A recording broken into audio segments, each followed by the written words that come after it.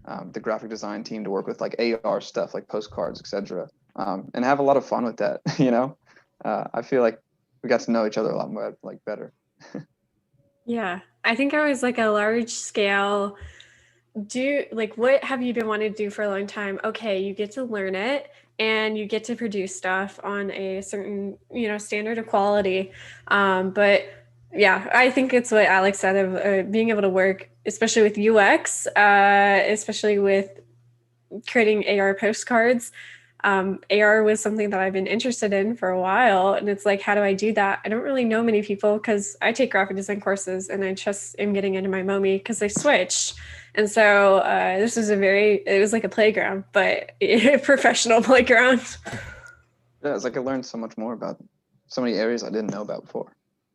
Yeah, I think it's the community that we have kind of makes our education or our collaboration experience a really great one. The true takeaway of CoMotion is the friendship.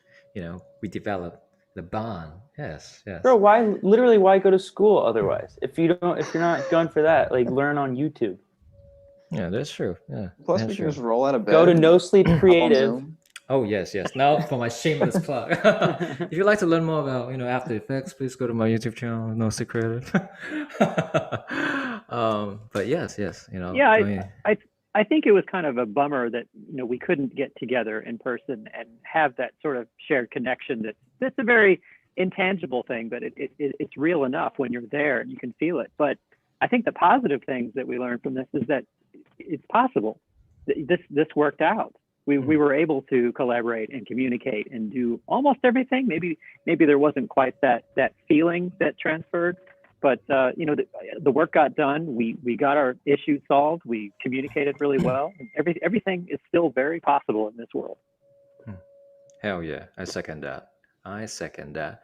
And yeah, so I think let's just close this panel. Thank you all for your contributions and dealing with my nonsense. I hope it wasn't too much. And thank you all to our viewers who's watching and contributing in our live chat.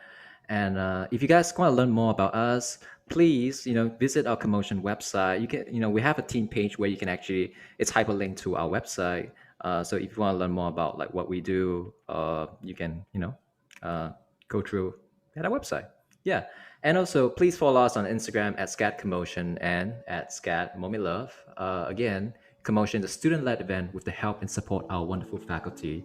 This is not just a student thing. It's also, we had the help from our wonderful teachers and professors to make this an event success.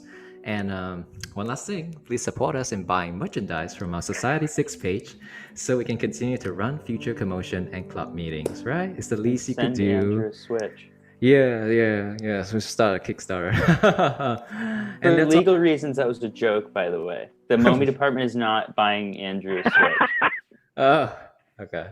All right. I think everyone needed to know that. I'm glad you clarified that. And with that, thank you all, and we'll see you next time. Thanks. Bye, guys.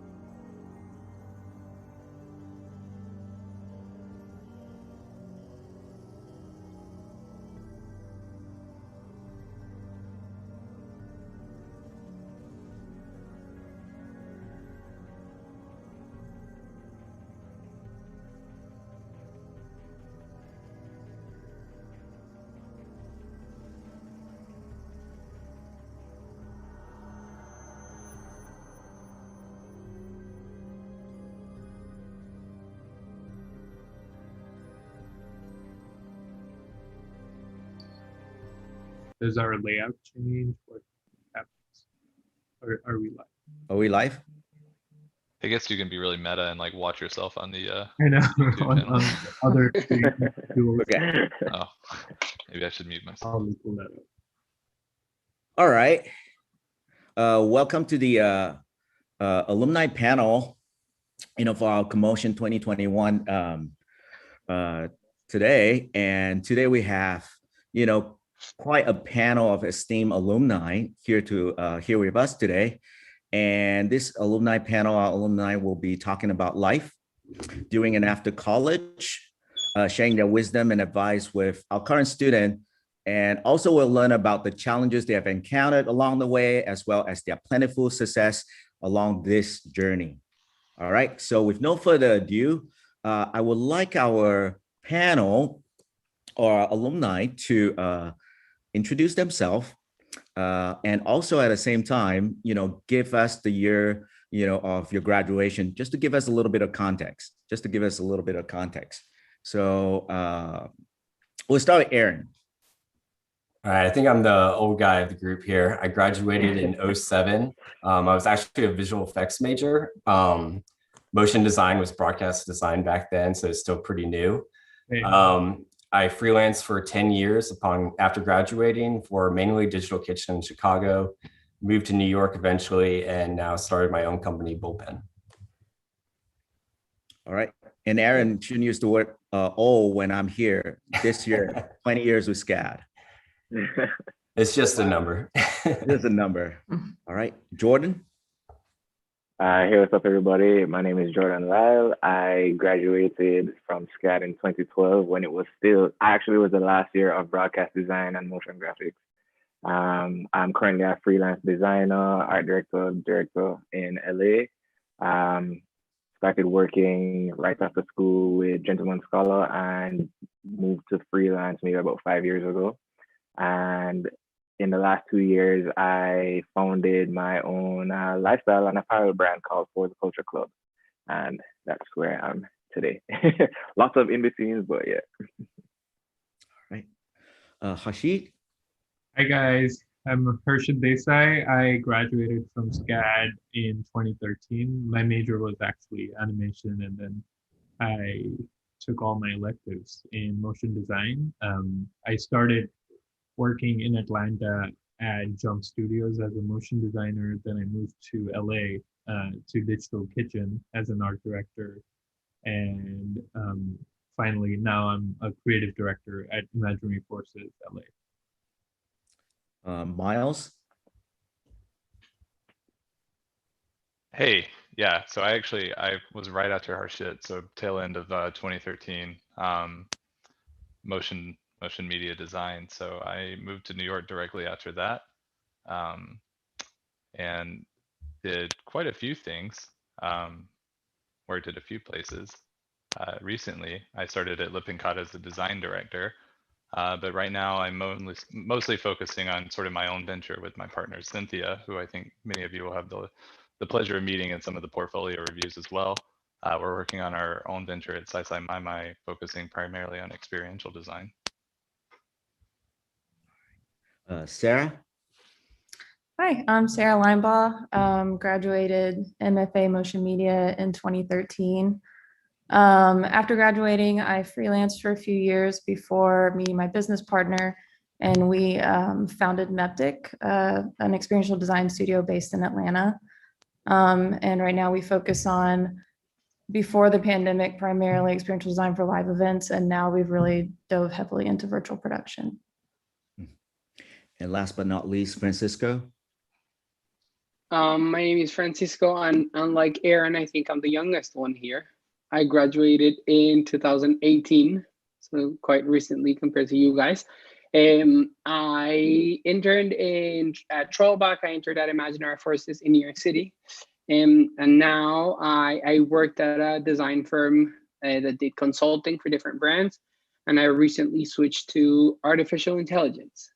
So I do visual design for artificial intelligence now. Amazing.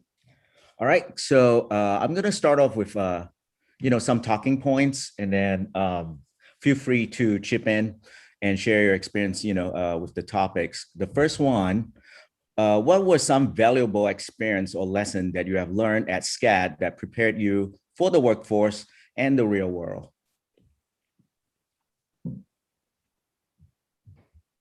Jump in there. I think, it's unfortunate that, a lot of the students, or all the students, I should say, haven't been able to see each other in person. I think, with the rise of online learning, there's a tremendous value to being able to interact with students and talk with your fellow students and basically start building those networks and connections.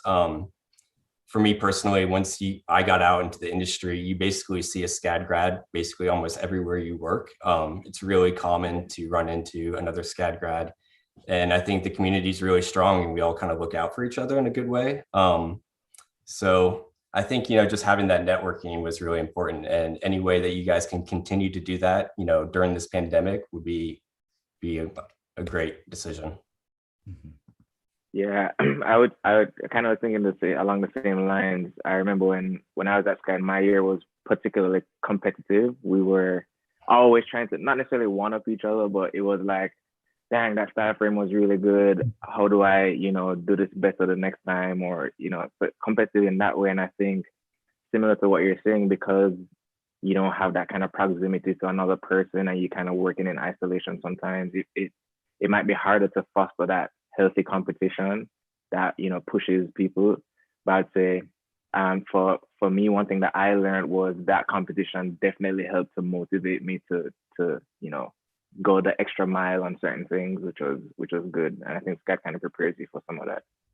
Yeah. I think also, sorry, Miles, go. No, go ahead. In my case, along the lines of what Jordan is saying, is also like seeing that people are open to help you, even the people that you admire and you think like, hey, they did a great job in this, approaching that person and be like, how did you do this?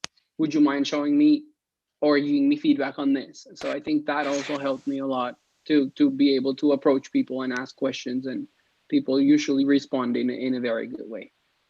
Yeah, that's a good point. I think I'll echo that, because I think in my year there was a lot of like fantastic talent, and almost always the most talented ones were always the most willing to share. And I met like some lifelong friends that way, and these people went from being my peers and people that we went through the struggle through SCAD and all of our classes and all the hard work together, and we learned quite a lot from each other. And now it's like I have been hired and like contracted countless SCAD friends and people that I worked with in New York since that time, because to Aaron's point, they're just all over the place. Like, and these people are more than just like your peers. After you leave, they can oftentimes become the one who gets you a job or could save your project because you need someone really top notch, and they're that person for you. Yeah, I would echo that too, as far as learning from each other and feeling like other students help push each other along to improve your craft. I also would say one thing that's been really helpful for me in the real world has been what we did in every single class, where we would have to pitch our idea and present it in an intelligent way. I feel like that's translated a ton into how we pitch to clients every single day. I agree. Yeah, with like the deadlines and benchmarks. I mean the quarter system, like we really were, it was a lot of fun, like going through 10 weeks of sometimes really intense, and that's no different than any real world client projects. 10 weeks is a great amount of time.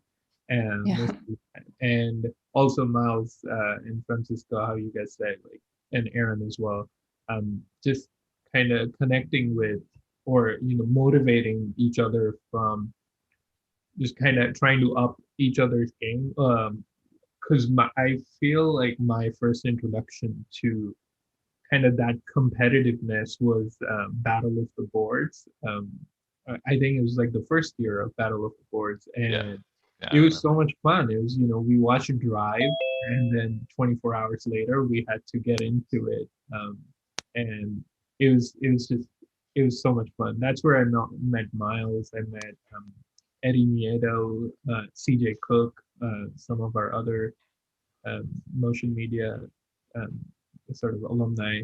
And so yeah, totally agree with the kind of collaborativeness and just trying to get better, just motivating each other with each other's work. That just took me back. I'm visualizing that whole experience. It's been long enough to where that's like an actual throwback now, and I feel kind of emotional hearing you talk about it. Right. Totally. And we're happy that Sophie just joined us.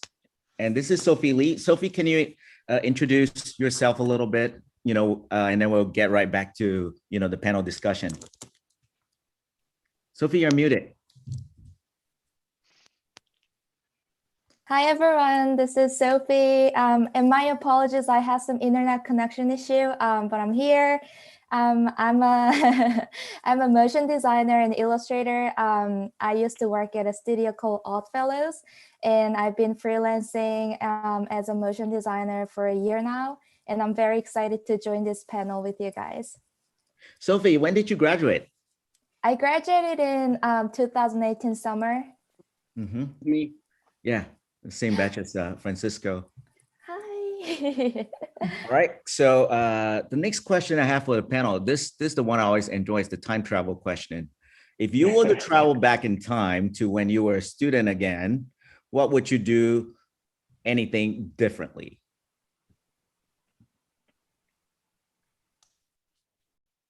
I don't know. I don't know if I would do anything differently, or because I don't think it would have allowed me to be where I am right now, and I really do appreciate kind of like the journey that I've had.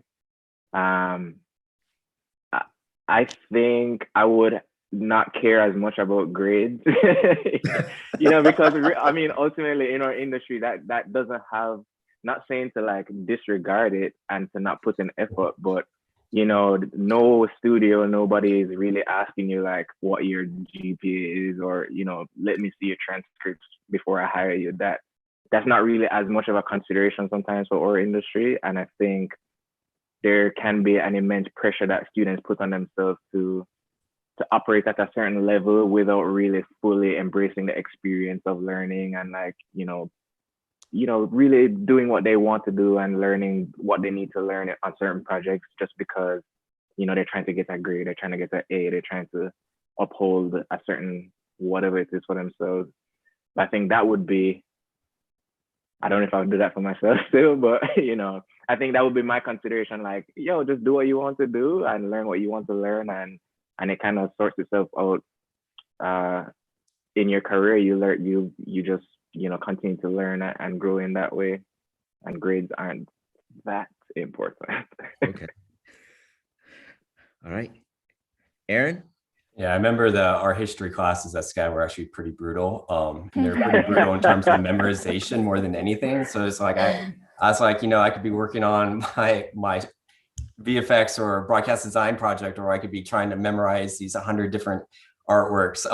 I know I'm probably should shut up right now, but yeah, I didn't get the best grades in art history because I kind of centered around the projects, and honestly, I don't regret that. my lowest grade from SCAD was definitely art history. People who don't go to art school, don't understand the art histories. They're brutal. It is insane. Well, you get really like you get really into your major, and you think like, this is my career path. Like I'm a sort of a technical designer or whatever, and like I have to do this, and this other academic or whatever is trying to get me to care as much about that as this other thing. Which in hindsight, I actually regret doing as poorly as I did in my art history classes, because academia aside, I think there's so much to learn from culture and reference from those courses that you sort of wish you had paid attention to more later on. I know a lot of my designer friends who are very educated, very good visual designers. They just have so much like immense history to pull from, and it influences how they think about modern design as well. And I always feel a little bit dumber in those conversations when I had that moment. But I've learned some since then, I think. Any other time travelers? I just want to add to that. It seems like I hear a lot, maybe not necessarily, from alumni, but a lot of my students would tell me that they would have wished that they would have switched to motion media earlier on, because there's a high percentage, of our students actually, transferring from other major and discovering sort of motion media design later on, at SCAD. So Hashid, would that be something for you? Yeah, I now that you say that, I feel there's certain, it's a little, it's, I wouldn't say 50-50, but it's a little more kind of 65-35, where 65% of me thinks, or 60 thinks that I should have transferred to a motion design major. But then I was taking some classes in the animation major, like storyboarding or animation aesthetics and practice where you explore different styles, and especially like storyboarding. Those classes or directing classes, those were so important in almost telling the story, because what was happening was I had all these ideas which were very visually very motion graphics like. They weren't, I wasn't trying to animate a fully blown character, 3D character animation or any stuff like that. It was more kind of very stylized graphic animations, which I guess I grew up watching in a way when I grew up in India. And it really kind of it created this very nuanced path for me, where it was like, oh, I could use my storyboarding skills to chart this out, and then completely create this in motion design or in After Effects. Like and that was such a great, when I was taking like style frames classes, that was such a great kind of connection where, oh, I just have to create finished storyboards, and then instead of in-betweens, I just move this in After Effects. Now there's C4D, we're talking Houdini, we're talking lots of stuff. But yeah, it's like Jordan, like you said, I don't think I would do it any different. It's the path that became what it became. And yeah, there's some, I wish I knew C4D a little more than what I do right now. But, yeah. Sophie, anything you'll do differently if you're able to travel back in time? Yeah, I mean, like, I totally agree with Harshit or like Jordan.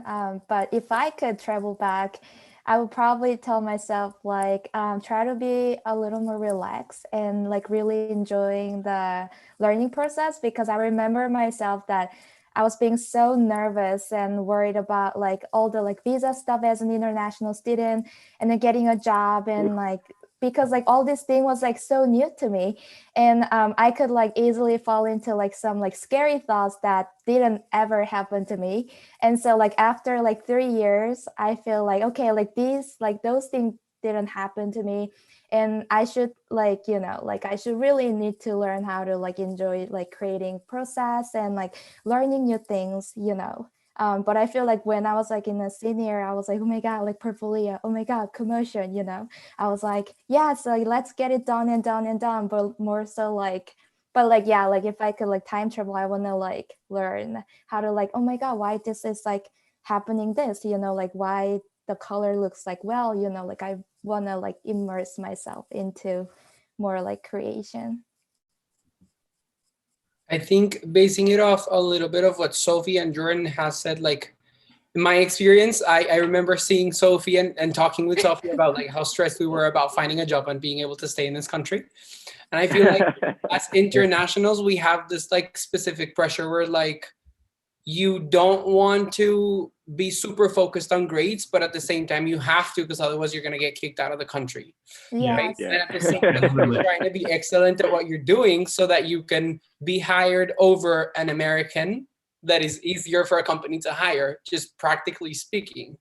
So I think there's a lot of pressures that play into it, and I would have loved to hear from someone older than me to be like, you're going to be just fine. Just focus on your craft, enjoy being in a university, like enjoy the college environment, because you're never going to have that again, and have fun.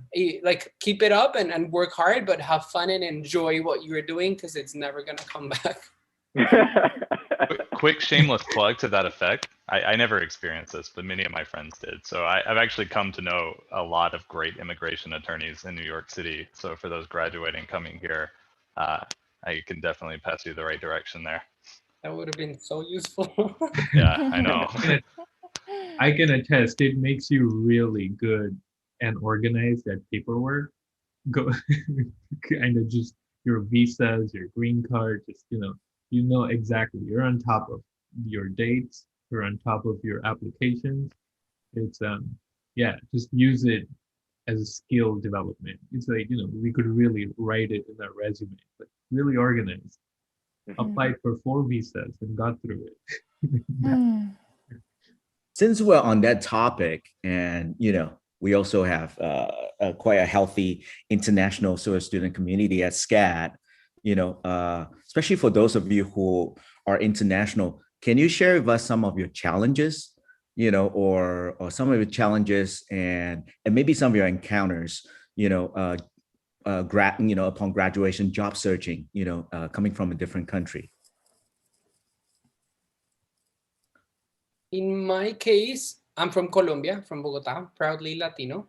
And in my case, what I found very useful was to be ahead of time.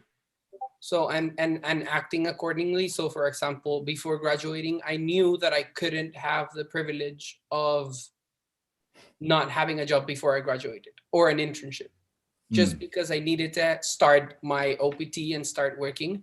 Otherwise, your clock starts counting and you have 60 days to leave the country if you don't find a job.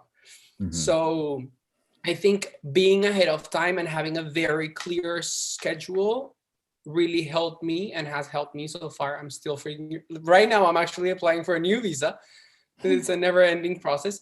But yeah, being ahead of time and having very clear goals that you need to achieve in terms of your immigrant status, that will definitely help you and get a lot of stress out of the process. Yeah, I'm just gonna chime in what Francisco said.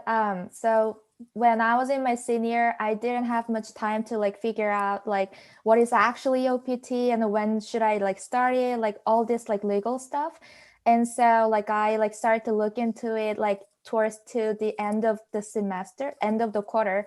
And then I was like, oh my God, this is so much to learn and then follow up with the schedule. And I was a little bit late. So I feel as an international student, just having this learning about this basic legal stuff just to protect yourself and then just to be ahead of everything. I think that's gonna be super helpful and just a load of stress just out of your way, and then you can really focus on okay, this is the type of job that I want to apply, and this is the studio that I want to reach out to, so you can really focus on that type of stuff.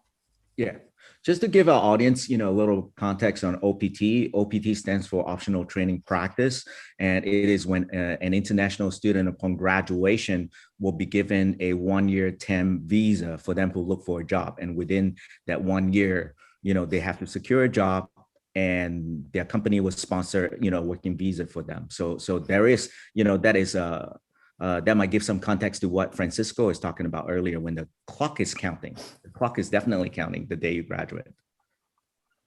All right. Any other comments on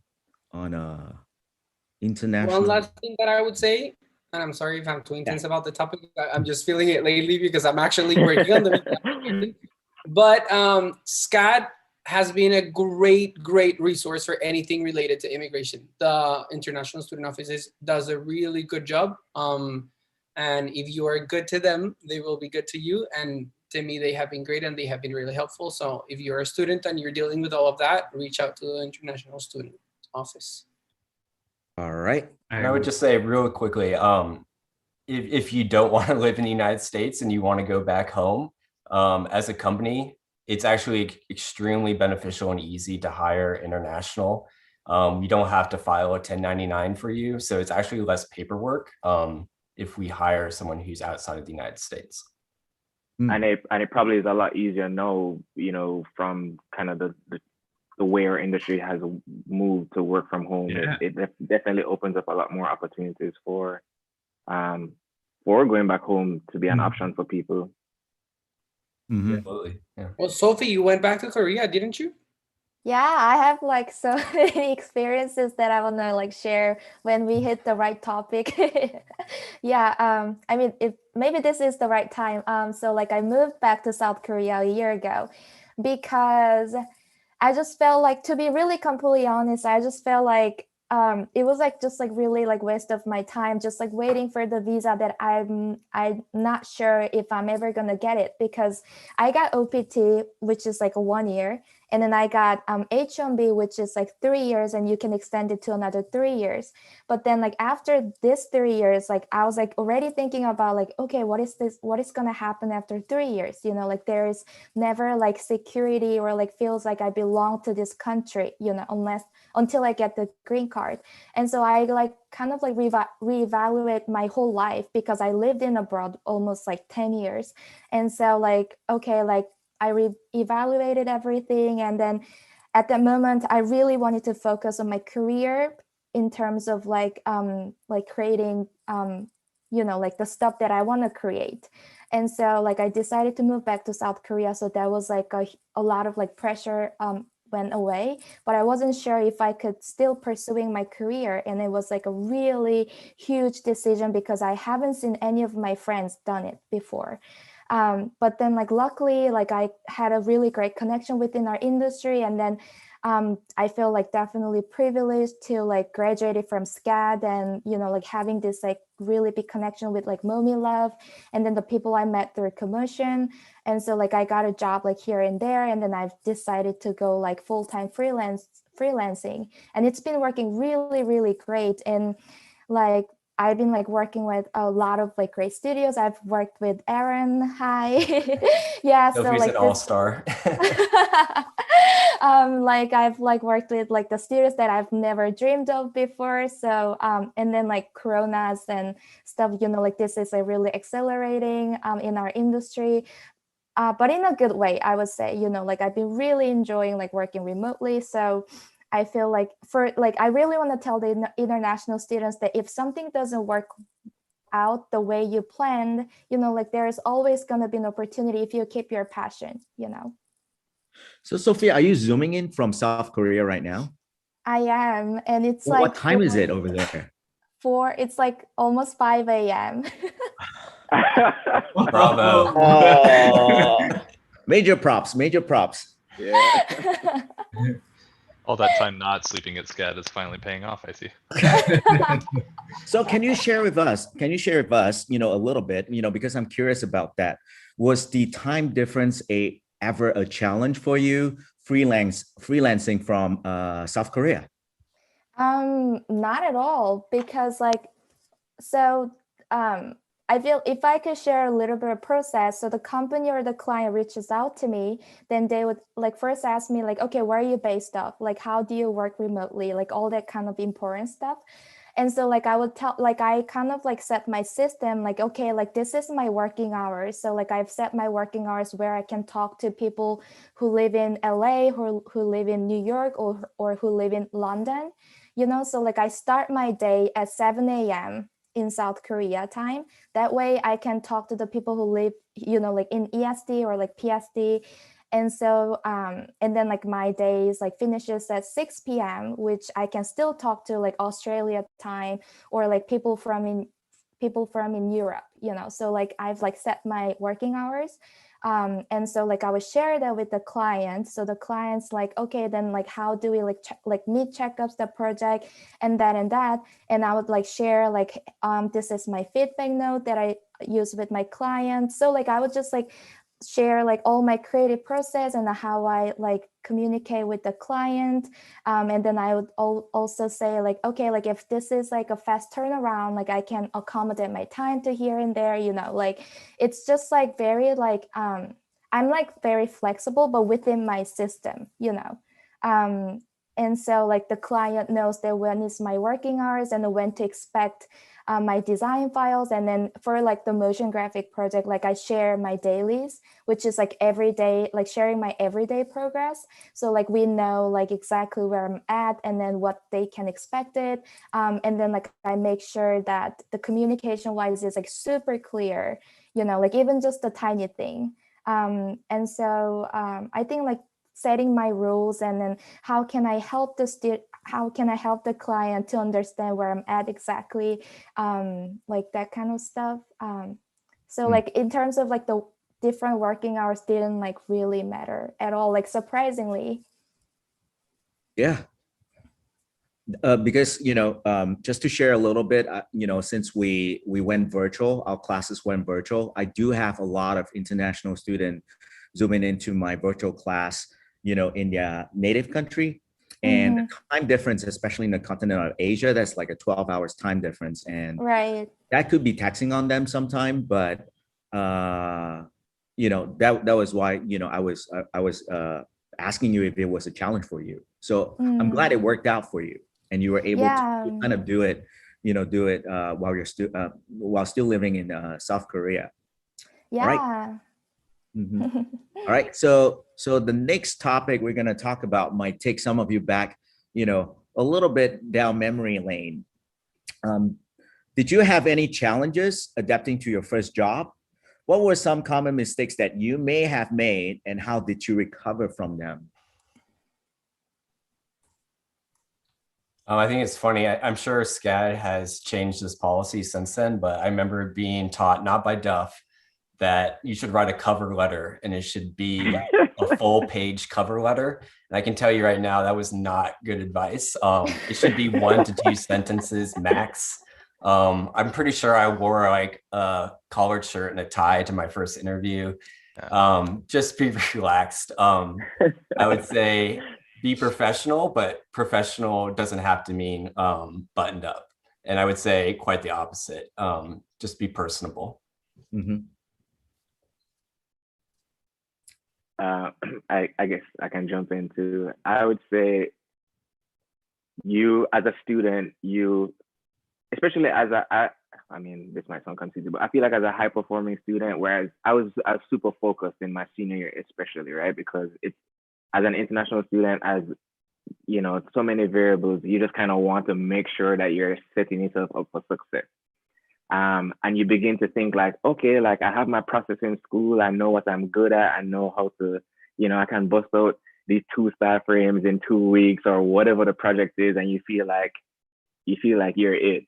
And then when you start working and you realize that you're asked to perform at a level that you didn't even comprehend, like you didn't know that you had to do a whole set of 12 frames in like a day compared to 2 weeks or whatever it is. You didn't know that you had to rotoscope like a whole 15-second thing in a few days, or whatever the case is. I think that was one of the biggest learning experiences for me, is thinking that you know the process well enough and then being actually introduced to the real process, which you don't have that kind of framework set up in school because of the limitations of, you have other classes, you have, projects are based on like a week or 2 week thing, and the schedules don't really work the same way. But when you enter the real working world, the stakes are definitely different. There's budgets involved. It's not a grade. It's other people's time and a whole professional team where you are the newest person on that team. And I think it takes a lot of learning and flexibility to restructure yourself mentally and to learn a new process and to realize that you were a student and you're no longer a student. I think that was one of the biggest adjustments that I think you don't really know until you start working. You think you know what you know, and then you realize you don't know anything. Be prepared to learn everything over again. Yeah, exactly. Sarah, any insight from you? Yeah, I think for me, I jumped into freelancing pretty much right out the gate. So it was a big adjustment just as far as realizing like my ability to eat was totally on my shoulders. And it was just about booking with the next job, then the next job, and so on after that. So I think I was kind of thrown into the deep end a little bit about handling client relationships and just realizing how important those are. And just allowing yourself to build a level of trust with your clients. That way you can kind of continue to have repeat work. My experience is probably more similar to Sarah's. Like that need to eat will solve a lot of your problems for you. You will figure more things out more quickly than you ever thought you possibly could when the moment you realize this is now resting entirely on your shoulders. I think mine was a little bit different from Jordan's in that, like my first working experience when I was so new, I think I had this assumption that people were hiring me based on my reel and they were going to come in, I was going to do like some 3D work and all this and that. I did very, very little of the things I thought I was best at for a long time. I was definitely, doing motion design and stuff like that, but it was a lot of grunt work is not the right word, but the structure is so different. The teams are like way more spread out. Like your role might be much smaller. You're not like doing this entire animated piece like on your own for a grade. You're a collaborative member of a larger team. And there's art directors, visual designers, UX designers, people with a lot more variety and responsibility that are equally a part of that process.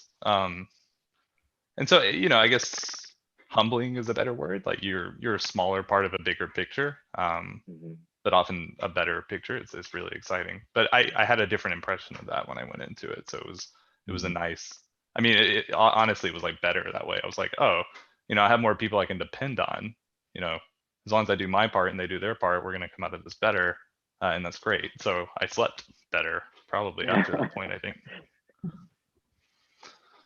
I have to say my experience was a lot closer to Miles' experience, because when I graduated, I was like, okay, I don't have to pretend I'm a sound designer anymore or an editor.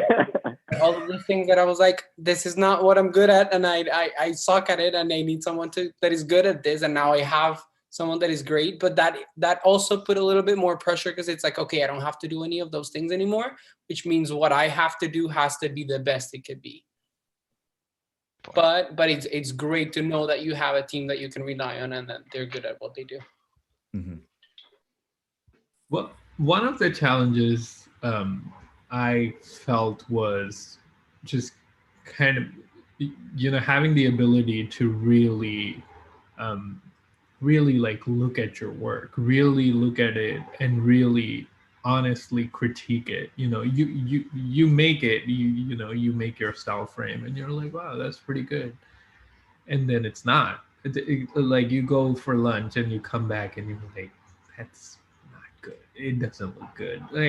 And just, making those iterations again and again and again. I remember once working on this project, and I made like 4 or 5 style frames, and my CD looked at it, and he was being kind, but it wasn't. I felt like, you can tell, like, I don't think it made the cut.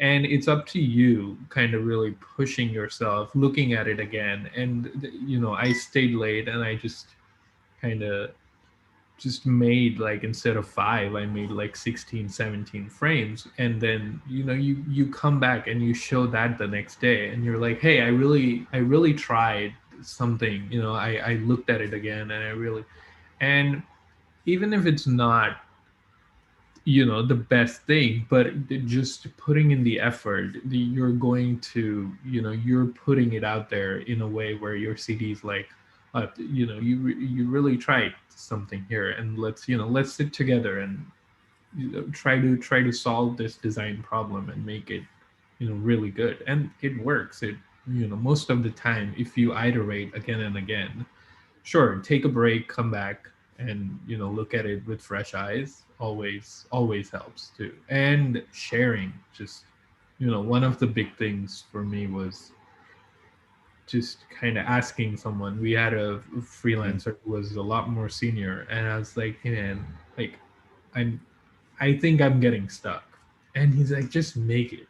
Just make the frames. Just keep on. It's like free writing, how writers do it. They just, they just keep on writing. And you just go in windowed mode in Photoshop, and you have like 12 images. You're like, this image looks good. This image looks good. Okay, I'm going to make 12 of these into style frames. Quick and dirty.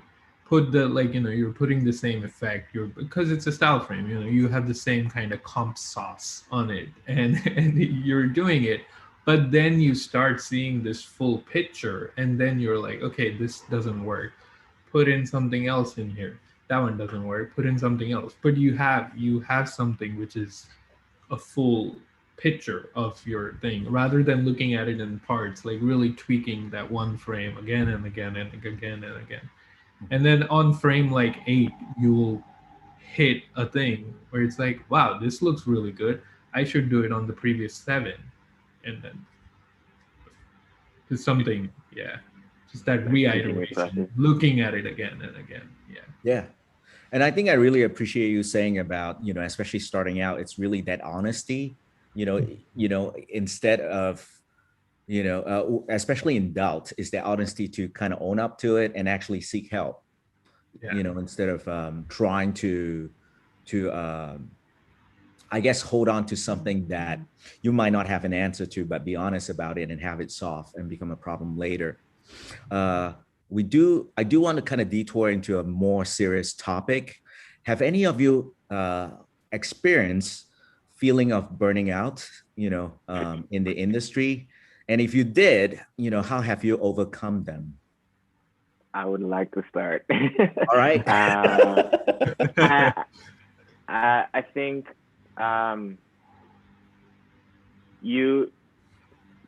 my experience was that you kind of get put in, the more you grow and the faster you grow, the reward for hard work is kind of like more work, or the reward for doing well is, more opportunities to do well. And I think at some point you begin to realize maybe what's more important to you in some ways. And I think the solve for that is to be reflective and to really ask yourself some of those questions, like, is this client work what I really am passionate about? Is this does this serve the purpose that I would like it to serve in my career? Creatively, professionally, all of those things. And I do think it's important, no matter where you are in the industry, whether you're just beginning or 12, 15 years in, is to always check in with yourself about what your priorities are, and what's important to you. And I think my solve at the time was to redirect that energy to something that I felt like suited my priorities better, which was a little bit more of a self-care model of flexibility with time and flexibility with choosing some of the projects that I was able to work on, and that in itself is like kind of liberating, and you're not dishonoring like your process before or your experience before, but it's actually you're kind of leveling up in a way where you're saying like, okay, now I'm clear based on my experiences and what I've learned and all of the wealth of knowledge that I have now. I'm more equipped to work on something that is better suited. My work will be better, my time management will be better, my work-life balance will be better, and those things are important no matter where you are in the process, to always reevaluate, because you're not just a motion designer, you are a complete person and a complete creative that has priorities. If you can't tell, I'm really passionate about this part. Yeah, I would say that's the burnout has been like a very real season for us, I think, especially in 2020. So our business, we focus primarily on experiential design for live events before the pandemic. And once the pandemic hit, we lost, as you can imagine, most of our projects. And so a lot of what we did in 2020 was pivot, and we pivoted to virtual production, which is just totally taking off. And so it kind of transitioned earlier in the year from like really like going hard, putting ourselves out there, coming up with new clients, to then just like almost this barrage of like new work as we've ended last year and then are moving into this year. So it's been kind of one of those like consistent survival mode things that we're still trying to figure out what the balance is for both us and for our team. Just like, and I would echo what Jordan was saying, is like the reward is like for good work is more work, and it just becomes harder. So we're trying to figure out, like making sure that everybody gets appropriate days off. And then also just kind of setting boundaries, like with our team, with ourselves, like who's working and who's not working. And then with our clients too, I feel like timelines have compressed a ton during the pandemic. I don't know if anybody else has experienced this, where I felt like before projects would be like a 2-month timeline, they're now like a 1-month timeline. And so from the client side, it's felt like there's been a lot of just kind of acceleration throughout the whole process. And so we've had to learn to set boundaries with clients too, being like, okay, we're going to be on call during these hours. We're not going to be on call during these hours. So I think it's just kind of an ongoing process for us of managing to the point where we don't get too far into that burnout land.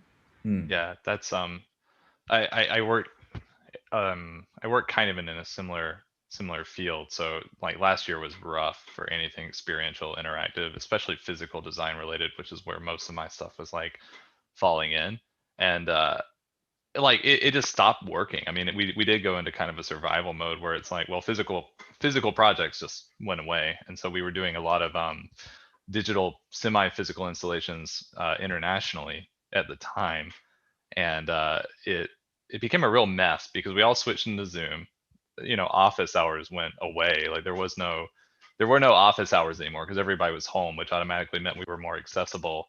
So, you know, setting up a call at 6 p.m. just suddenly became acceptable. And then those would go into like 9 p.m. calls. And then I'd be immediately going into like midnight calls in China or something like that. So it was weird. It was more invasive for a while. I feel like things kind of did fall into a like a little bit of a groove where people finally kind of realized that this was going to be a bit of a long-term thing and started showing a bit more acceptance of that. And we kind of slipped back into a bit of an office groove. And I went freelance for the latter half of last year.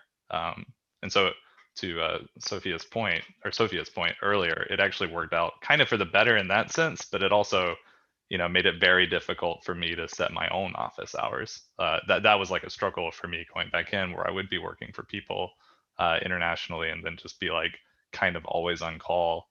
I wasn't burning out so much because of execution on projects. It was just like I didn't know where my work stopped. And that was increasingly difficult.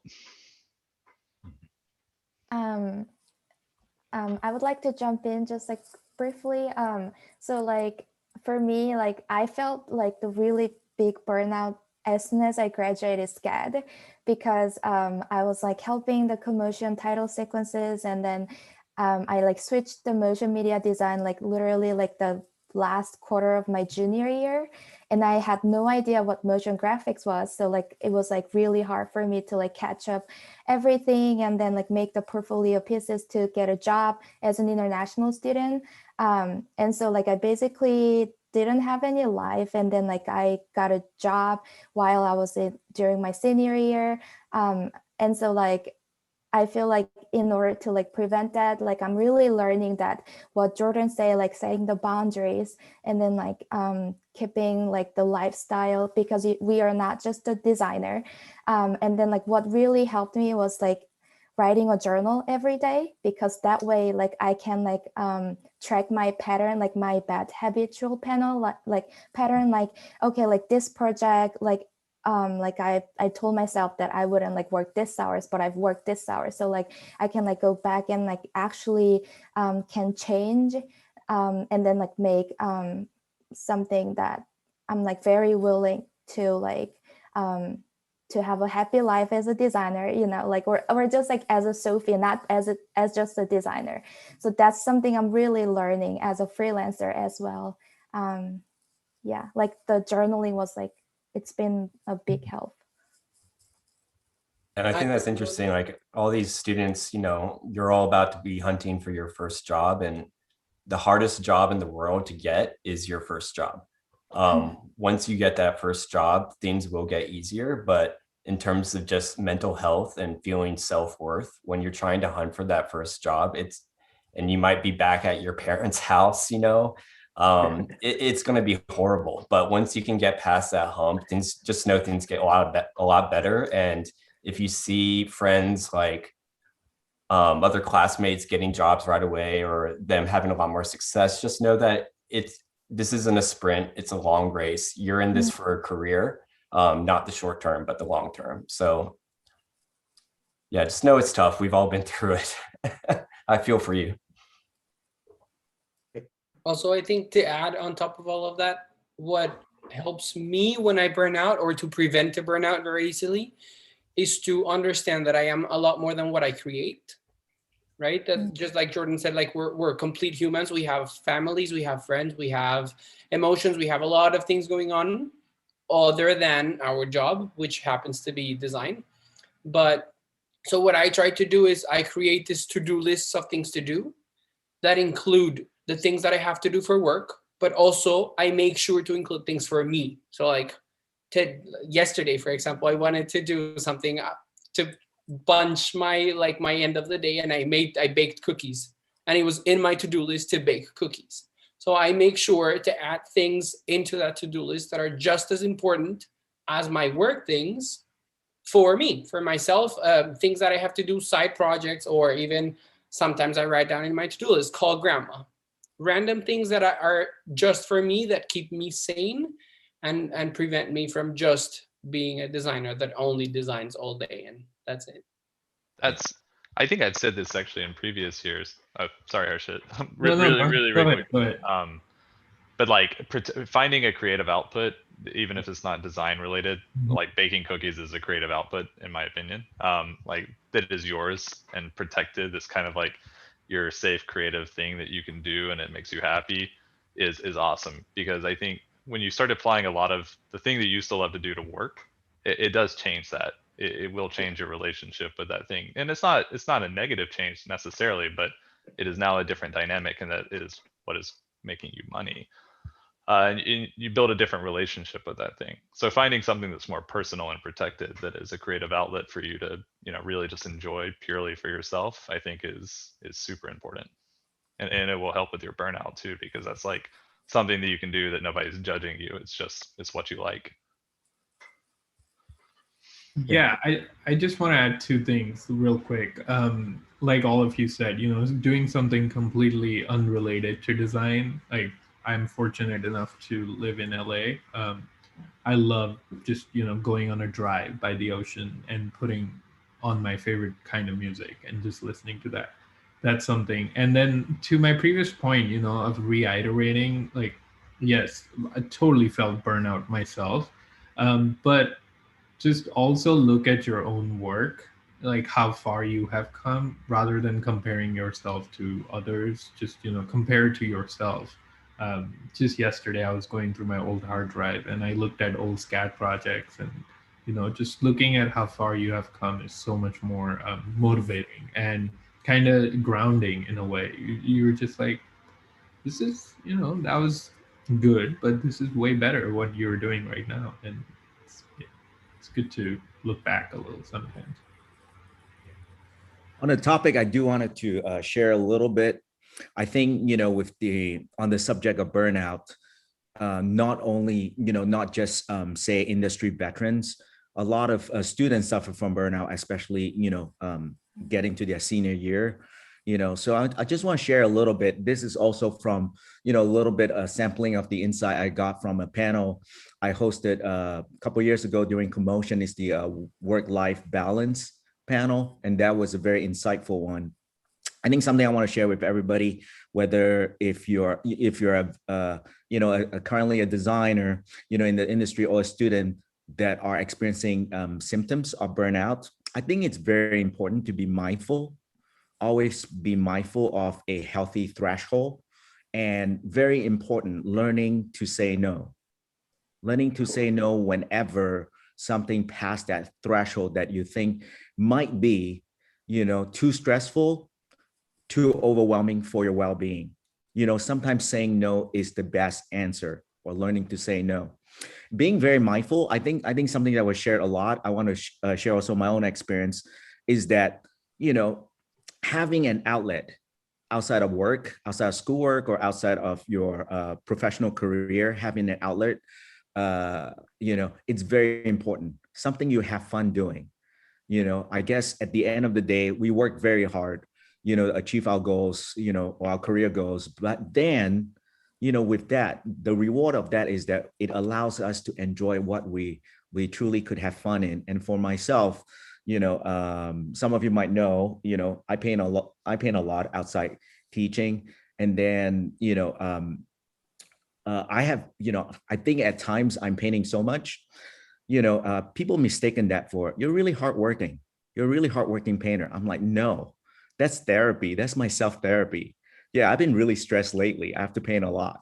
So a lot of time actually allowing you that outlet and an excuse to do that is very healthy for yourself.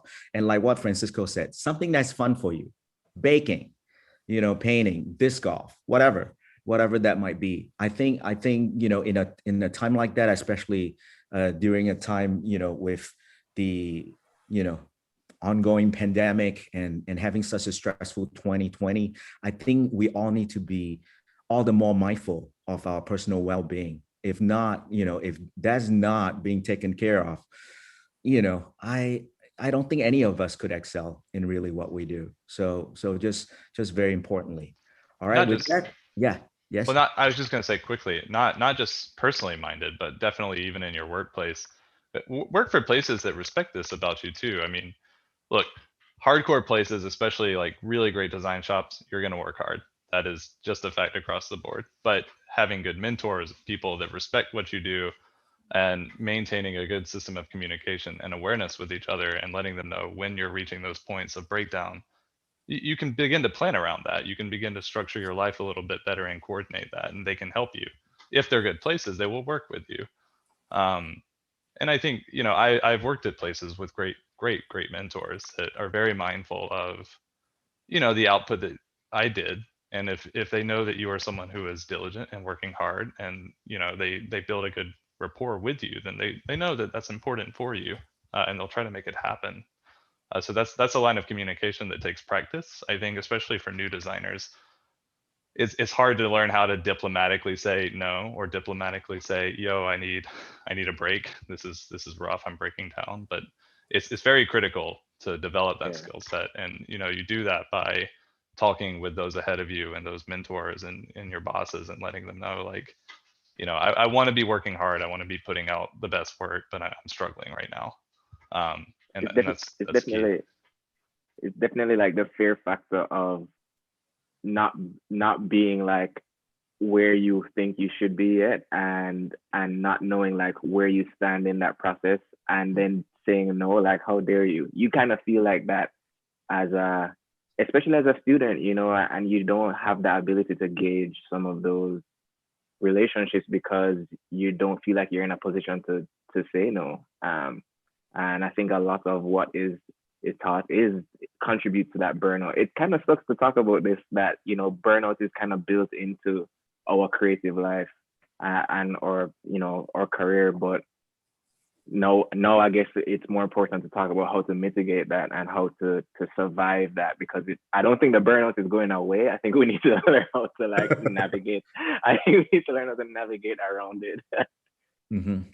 And I would just say too, as a business owner, like, I want to hear when my team is struggling. Like, I know sometimes, yeah, people are a little bit worried about, oh, you know, like, I know we have a lot going on, but I want to make sure that I know that I'm taking care of the team as well, because if they're struggling, then that's just going to be kind of like a snowball effect to the rest of the team. So it's super important for us to know, like, as bosses, like, how you're feeling and how you're coping. And yeah. I think Miles makes a great point too, both of you as well, that a mentor is just really worth its weight in gold for your first job getting into the industry. If you can get a great mentor, they will accelerate your career like none other. Shout out to Chad Ashley, who was my mentor back in DK Chicago. So yeah, if when you're looking for your first job and you land your first job, find that mentor and latch on to them and try and learn as much as you can from them. My first mentor I met when I was at Lowell Casper, and we didn't see each other for a while after that, but then we ended up working together as colleagues, like peers, really, for 2 straight years. And I mean, even then he was still my mentor. I mean, he had matured in so many different ways and is even more experienced than he was at that time. And it was just like nonstop learning. I mean, I was very fortunate to have that kind of special mentor. And Aaron, I totally agree. It's just like, it's worth everything, even more than the place you go, to find that person who can help you massage your career and really look out for you. All right. So with that, we are transitioning now to our Q&A from our viewers. All right. So Anna, you can share screen and look at some of the questions we have from our viewers.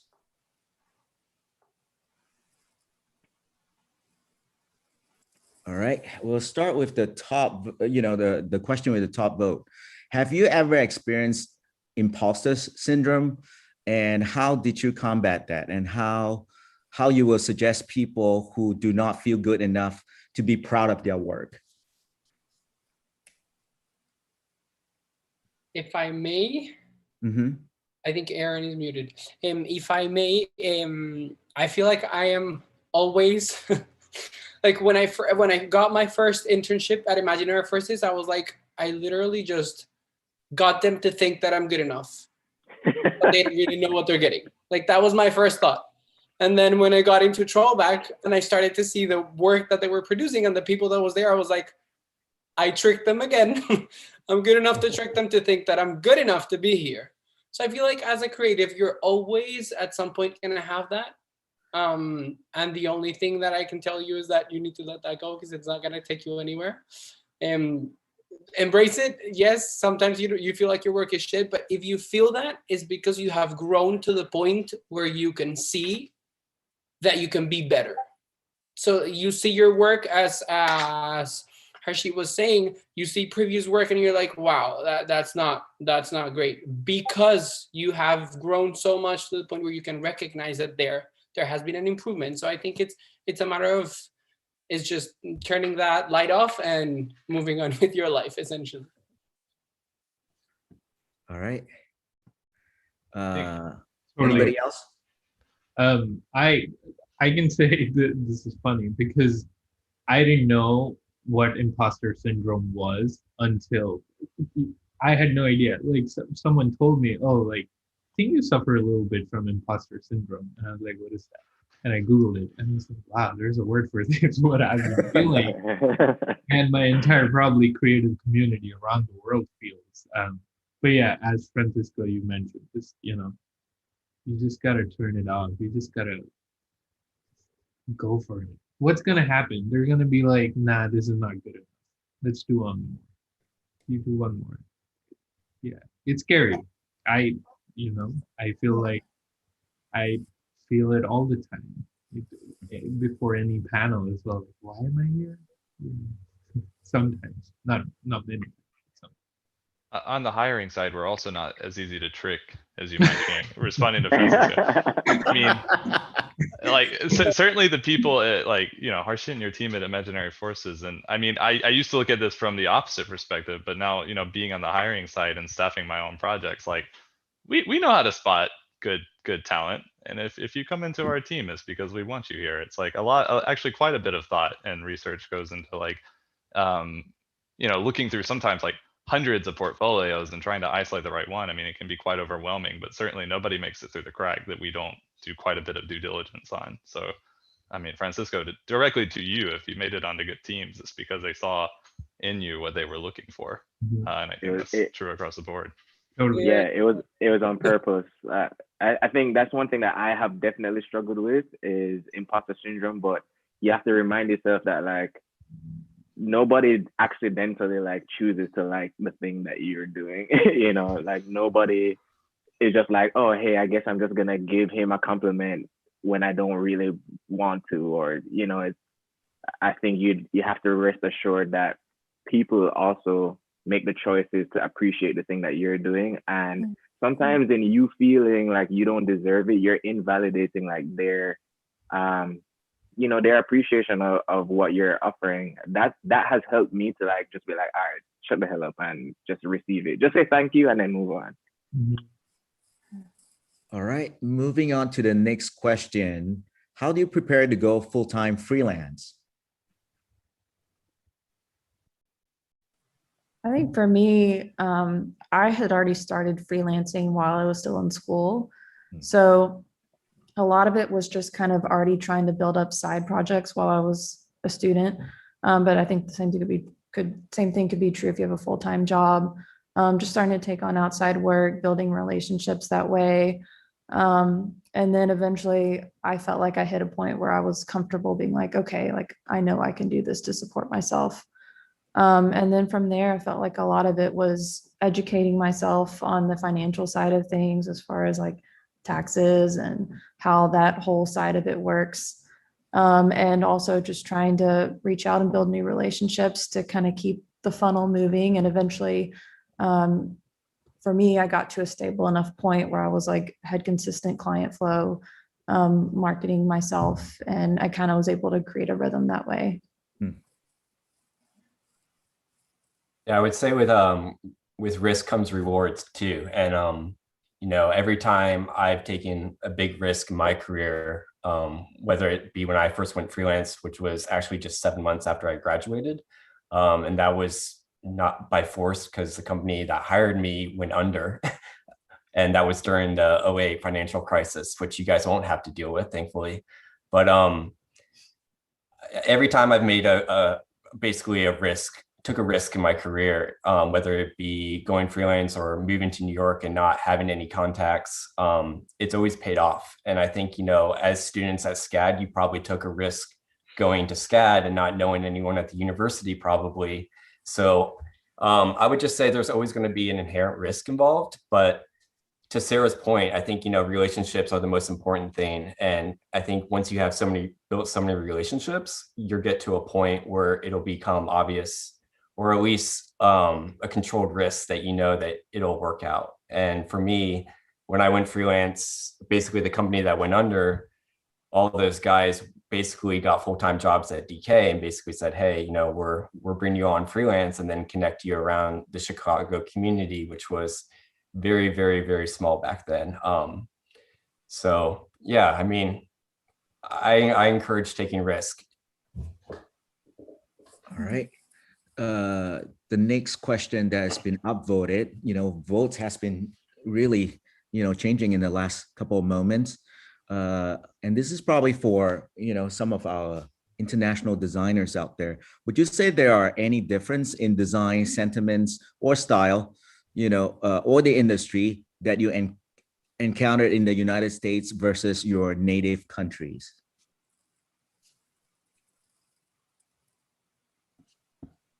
I think in my case from Latin America, it's not that it's a difference, like there's a different common style, but that it follows after the US.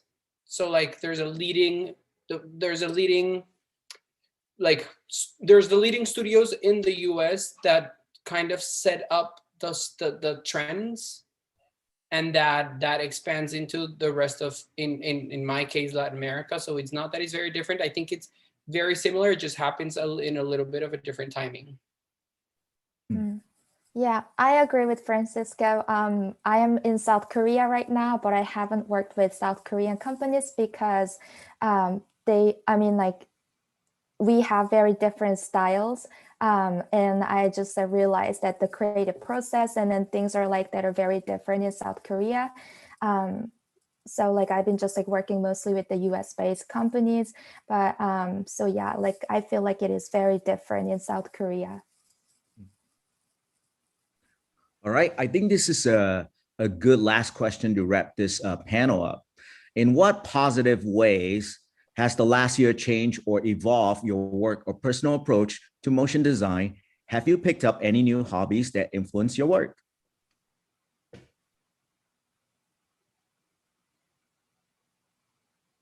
I just like to, give some quick advice for you guys all that are going to be job hunting and basically negotiating salaries potentially. You're basically coming into an industry that honestly is really booming right now. You hate to say, you know, the pandemic wasn't good for any of us, but for the animation industry, it was actually immensely profitable. Basically, all these live action shoots that were supposed to happen were all put on hold. And honestly, there's more work in the animation industry than I basically have ever seen, between interactive and experimental and installation animation, which will come back at some point. You know, just know that when you're negotiating these salaries, come from a position of power. And like, if these companies are telling you like, oh, this pandemic's really hurt us, they're lying. Basically, there's a lot of money in the industry right now. And just kind of like a negotiation tactic that I feel a lot of people aren't taught in school that they should. When you get to a point in negotiation where a company is saying that they've reached their max with salary and can't negotiate any further, take that opportunity to negotiate for more vacation time, moving expenses. You'll probably be working remotely to start, so you should definitely be making the argument that they should be paying for all of your hardware and software and stuff like that. So just know to protect yourselves, advocate for yourselves, and you're coming into the industry at actually a really good time. That's amazing advice, even for people who aren't just leaving school. In what positive way? I think that, you know, you're absolutely right. Like I remember the week, like March 12th, that weekend where I was like, oh, damn, you know, everything is closing down. How, as a freelancer, where you're kind of dependent on some of the software that studios have, and, you know, hardware going into some of these places, you're like, damn, I have to really readjust my process. But I think the industry shifted in a way that helped to facilitate people being at home. And it happened very quickly. So I would say, like, the last year was amazing for me in that it was in sync with what my priorities were, which were being at home and also working on my own personal brand. So being able to work from home and manage my own time without feeling like eagle eyes on me, you know, micromanaging my, you know, movements all day, I think really allowed me to feel more fulfilled professionally as well as personally, because I had more control over my environment and just kind of what I was doing at any point in time. So yeah, I definitely think that the last year was great for me, and moving into this year is still great. There's no boundaries anymore. Yeah, location wise. Someone asked about what was the question? Oh, Aaron mentioning that he was in Chicago. Yeah, now I feel it's, you know, you could be anywhere. I mean, look at Sophie. You know, she's been working from what 12, 13 hours ahead, but that's the only thing. Yeah. I hired her from New York, and she was awesome. There you go. Yeah. Just live examples. If I could like tell the students about, have you picked up any new hobbies that influence your work? Another thing that I want to tell you guys is that there's like tons of tutorials out there these days, because I feel like because of Corona, I feel like the whole education side of it is going more virtual. And so like what I've been doing is that like whenever I feel like really tired, like creating for something, or like working for the client, like at the end of the day, I just like open the new tutorial that's like, that may be like connected to motion media, like something like ceramic, you know, like how to like form the ceramic, like I can totally be inspired from that like random creation video. And that's like surprisingly that really influenced like my working, because I get inspired from some different method and then some different like resources. Like you can find it on Skillshare or like just randomly on YouTube. So that's been my new hobbies ever since Corona. Mm-hmm. All right. With that, I think we can wrap up the Q&A, and then also, Anna, you can stop screen share. We can go back to our regular, and then I just want to thank all of you, you know, for your generosity, you know, coming in today, and with all your insight. I think that is not only just very helpful for a lot of our students, but also very inspirational for them to be able to hear, despite this being a virtual CoMotion, being able to hear from you, and also, you know, being able to sort of see themselves, you know, in you. And for me personally, I've always enjoyed, you know, just hosting panel, but the alumni panel is always something special because this family.